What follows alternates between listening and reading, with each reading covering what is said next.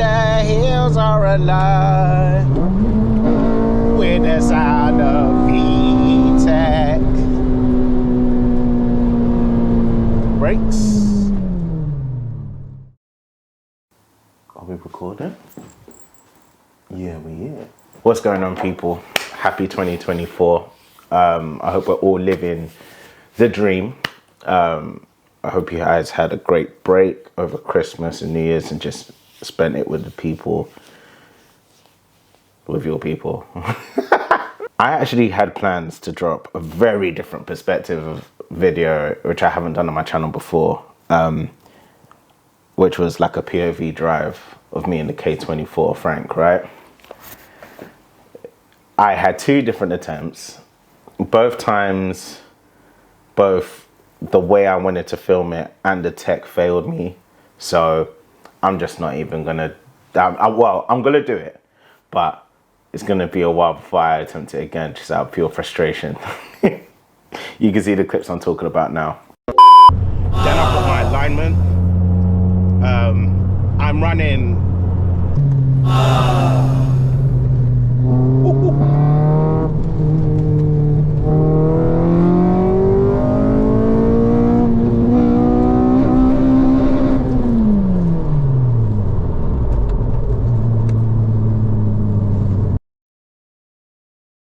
This is a video that I actually wanted to do for a while. The reasoning why I wanted to do it is because obviously I do have my videos documented on my channel, but even sometimes I've actually forgotten about the mods I've done to this car and maybe taken off or upgraded, or, you know, like just what the impact is. And I get many questions, and I mean many questions, just about different modifications. Some people have just bought their car, so it's like a deep dive into certain things that they want to do, certain setups, etc.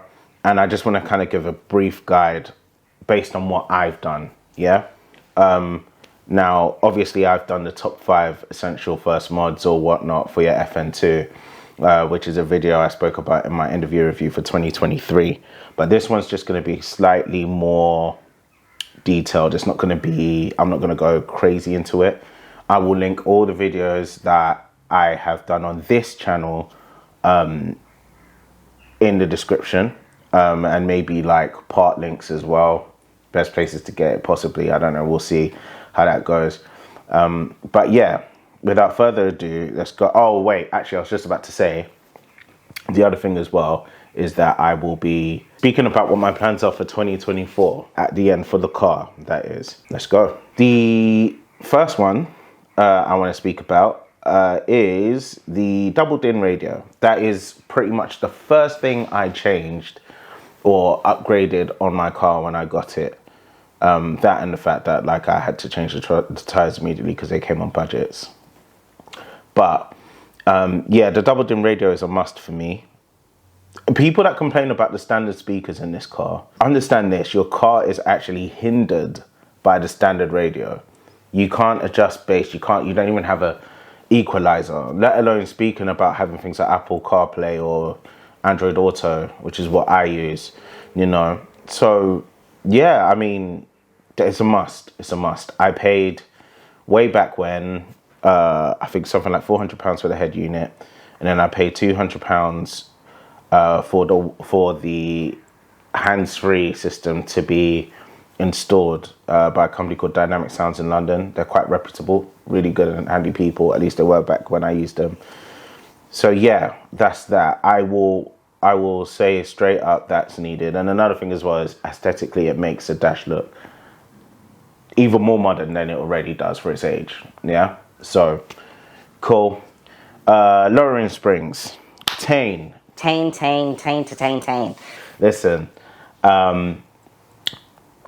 that again was one of the first few mods that I did to my car. The lowering springs is quite easy to do by yourself if you wanted to, if you're brave enough to. I mean, I'll put it to you this way. All you need really and truly is like spring compression kits. The spring compression kit is good to get a set of drop links. They're not expensive if you didn't want to get the adjustable ones. Tane lowering springs are the ones I went for because the drop isn't too low, so I could still clear speed bumps at ease. And not only that, it's a lot more, for me, it was the perfect balance of an all-rounder of what I wanted. I wanted the car to sit lower to minimize the arch gap. I wanted the car to handle better, which it did on lowering springs. And then I also wanted something that wasn't going to make it too harsh. And genuinely, it didn't. It actually didn't. It's very, very, very good. And at the price point at the time, it was £140. I don't know how much they are now, especially with inflation. But yeah, I'll always recommend you doing that for your car as well. Don't put them on rubbish shocks. If you go to do your lowering springs and you realize the shocks are bad, or you've had like a full inspection of your car and they say your shocks are pretty much weeping and whatnot, just get them changed. Makes a world of difference too. So yeah, and speaking of lowering springs, I went from that to coilovers. The Flex Z coilovers, I've been out in a few cars and different setups. I'm still gonna stand by these. They are serious. Not only that, you have the option of getting the EDFC module, which is what Tim has got on his Turbo FN2, which is a video I've done on my channel. Check it out. Again, the EDFC controller, if you guys don't know what that is, it's basically an electronically controlled dampener which calculates how stiff or how soft the coilover should be as the speed you're going and pretty much the road you're going on to. So it's extremely fancy for its time and for an aftermarket mod. I love them. I love them. There is a little bit more of a compromise on comfort than lowering springs setup. It's only really a compromise on uneven roads. Bumpy roads, I'd actually say coilovers are better because they are not as harsh. They take the bumps a lot better than standard shocks. I'm still gonna say that, but standard shocks, because there's definitely more travel. It doesn't make the whole car move as one. You know, you have a little bit more forgiveness there. I've gone over that in another video before. I'm not going to go too further into it, but yes, Tane Flex coilovers are the ones to go for, in my opinion, if I had to do this all over again. Poly-bushed rear beam bushes. I'm also going to throw in the engine inserts and also the front anti-roll bar bushes, because those are the ones I've currently got on. I will do the wishbone ones in the near future. 100 HQ, I'm coming for you lot. But no, yeah, the rear beam bushes, believe it or not, if you're not someone that wants your whole car stiff, this is what I would advise for a compliant B road everyday daily setup from a bush and suspension perspective. So I'll go from bushes and then I'll enter the suspension side of things. The rear beam bushes do not make the car ride stiffer. All it does is it gives you a little bit of that effect of what a rear anti-roll bar does. And I'll get onto the rear anti-roll bar in the future in a little bit. But the bushes just add a little bit more grip to the rear. They actually do, and it's noticeable, especially if you're pushing on or you're going around a roundabout. It just makes it a little bit more stable. It just makes it a little bit more stable. The engine inserts, and I've put in brackets minus the top engine mount, you do it.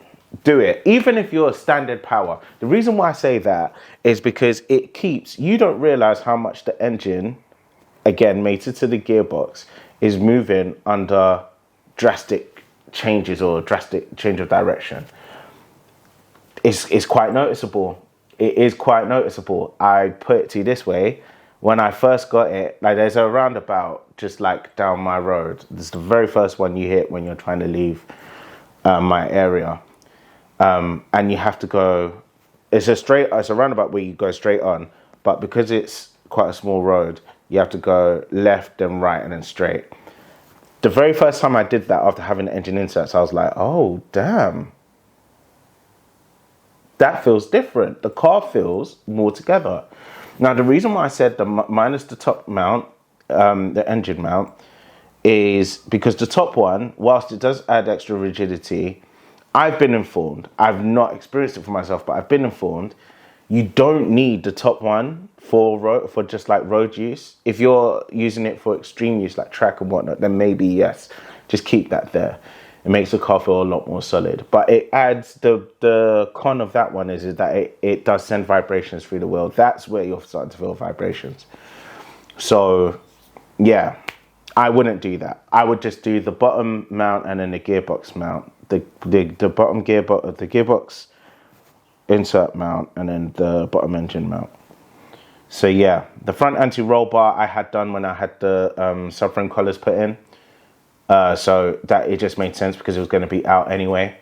It did make the front feel a lot more tighter, but again, as I've been advised by multiple people in the know, with the front, you don't want the front to be too stiff on a front wheel drive car.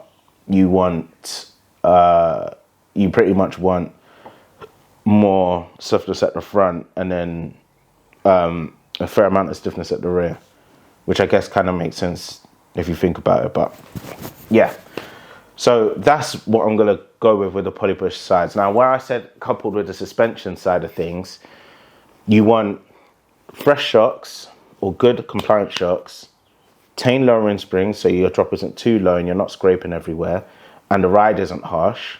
Not only that, the quality of the springs are great, by the way. Yeah. And then the next thing is a fast road setup. So this is just a wheel alignment, but with extra camber, toe adjustment, just to make it a tiny little bit more responsive. And when I say a tiny little bit more responsive, I actually mean a world of difference. Like when you've got like -1 degree or 2 degrees of camber at the front and even a little bit at the back, it makes the stance of the car sit nicer too. But it literally means that the car, when you're going around a roundabout, it just comes alive. Even on even a car that you'd be using as a daily. I can't preach that enough. I'm a big handling guy. Look, power to me is good, but it's not everything. And I'll even go as far as to say this, which I should have said at the beginning. The reason why I'm not going to include the K24 mod in this list, or my K24 build in this list, and the reason why is because I'm going to do its own video later. But I say all of that to mention this. The K24 Frank is not my favorite thing about my car, even till this day. I promise you. Yeah, I've got no reason to lie. I wasn't sponsored by anything else that I'm mentioning here. Everything on this list I bought from my own money. Yeah, no influences, no extra price, no nothing. This is just stuff that I look for in the car. Yeah, yeah. You just want that. I feel it's just great. The other thing I was going to mention whilst we're talking about handling, which is kind of a looks thing as well. Wow, that's the main reason why I did it at first, is spacers. I ran 15 mil spacers at the front and then 20 mil spacers at the rear. And again, that made the OEM wheels and just the way the car sits perfectly, absolutely perfectly. And it covered my BBK. So if you are someone that's possibly looking to go up in brakes, maybe you're looking for a big brake setup, there's a fair few that are on sale second hand, at least I know of on Facebook, etc. And you don't want to get off the market wheels to cover it. That's the setup I did, and I went with K24 ones because their build is awesome. Again, not sponsored. Yeah, with the spacers, lowering springs, fast road setup, good shocks, polybush rear beam, the inserts, you're laughing. You're absolutely laughing. My laptop's gonna die soon, so I've got to try and memorize these. But yeah, the next one, brakes. Let's talk brakes. So I'm gonna talk about a standard setup, and then I'm gonna talk about, again, the BBK. When I got my car, the first thing I noticed was how bad the brakes were. Straight out the bat. They weren't seasoned or anything, they just...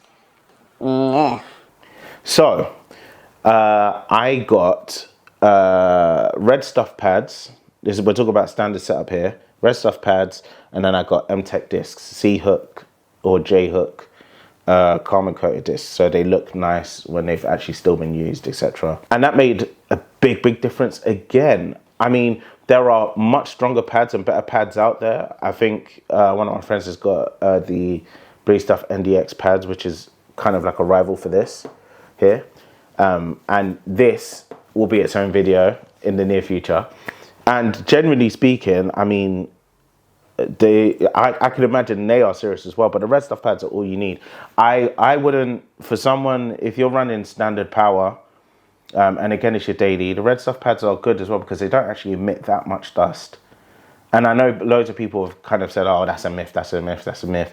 I mean, I've put these on now, which are extreme for sure, and they emit a lot of dust, even with a little bit of driving. So, yeah, they are very good. I didn't put braided brake lines on, but if you feel like you can extend a person, do that, go for it. I'll talk about those later because I feel like maybe I'm missing the trick with them. The things that made a big difference were the brake fluid, Motul, I can't remember which one it was. I'll find it and put a link below. I think I want to say 6600 or something like that. Just basically better brake fluid with a higher boiling point, M-Tech discs and Red Stuff pads. They were absolutely awesome. And I even sold that setup secondhand and the person that took it enjoyed them. So yeah. Now let's talk BBK. Knowing what I know now with power increase and performance, etc. Again, the Red Stuff pad's still very, very good in the BBK. Still very good. I'll stand by it for sure. But if you want to go one level up, man, I've experienced these. I've heard that the EBC NDX pads are supposed to be serious as well. Okay, maybe I'll do a comparison side by side, see what people think. These are a track pad though, I will say that.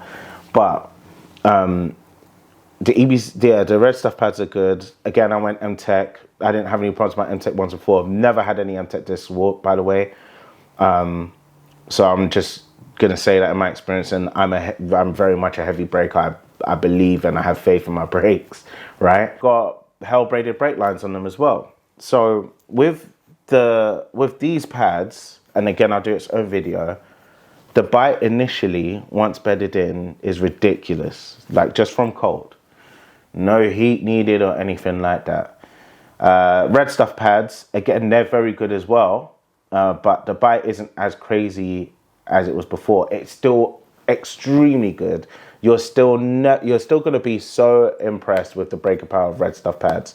They are the best fast road pad you can get, in my opinion, in my honest, humble opinion. But if you want something that's a little bit more aggressive, you want something that's tight, something where you're going to be like, maybe you're having a little B-road chase or whatnot, and you've got roundabouts coming up and whatnot. You know what I'm talking about. Then you want something a little bit more aggressive. I'd stay by these. So yeah, braided brake lines. They did change the way the pedal feels. So I literally feel like when I hit the pedal, I'm feeling the pad rubbing against the disc, which is good, for sure. It is good. But I think, again, if I were to go again, if I weren't going to do the track day, if I didn't plan on doing track days in the car, or if I didn't plan on like upping the power crazily, I'd only really change it out of a maintenance perspective, if that makes sense. Because I didn't notice, it hasn't changed. I never really got brake fade before. Maybe I'm just a one-off. I must be. So yeah, don't kill me. I'm just talking about my own experiences, yeah? Exhaust. Right, so when I first got my car, I got the middle silencer removed. So the way that worked was when I'm really caning it, it was loud and very raspy.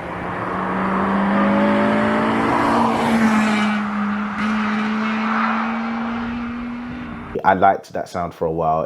It did die out over a while, but that only cost me £90 at Powerflow to get it, and it was nice. It was still a good change, but it meant also at lower speeds, there's no drone, no nothing. I can still enjoy my music to the best of my ability whilst I'm cruising on a summer's day.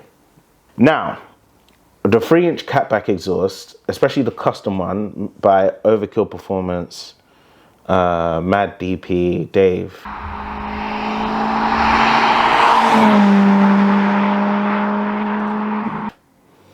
That exhaust, I've heard some other 3-inch exhausts and nothing sounds as good as that. There's the one I've got in my car. People can vouch for it. The one thing I will say is, if you're gonna get a custom catback exhaust, send the exhaust tip out the rear if it's a 3-inch single exit. You want to send it out the rear, or else you're gonna age yourself in one journey, in a 1 hour journey. I now get what they mean about Drone City. I've got 2 silencers. I've sent the exhaust tip out, which means it's actually livable now. But even then, I still need an extra silencer. Out of all of the cars on a track day at Snetterton, which isn't actually supposed to be a strict sound place, I was failing sound limits.